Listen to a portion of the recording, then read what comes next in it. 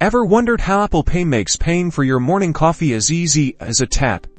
Let's break down the magic behind this seamless payment technology. Apple Pay uses a technology called Near-Field Communication, or NFC, for contactless payments. Think of it as a short-range wireless communication that allows your Apple device to talk to the payment terminal. When you hold your device near the terminal, the NFC chip transmits your payment information. But wait, it's not your actual credit card details being sent. Apple Pay employs tokenization. Your card number is replaced with a unique digital token, adding a crucial layer of security. This token is specific to your device and the transaction, meaning even if intersected, it's useless to fraudsters. Your actual card details are never stored on your device or shared with merchants. Authentication is key. Apple Pay requires you to verify your identity using Face ID, Touch ID, or your passcode, ensuring only you can authorize payments. When you authenticate, the token is sent securely to the payment network, like Visa or MasterCard, which then authorizes the transaction with your bank. This entire process happens in seconds. So,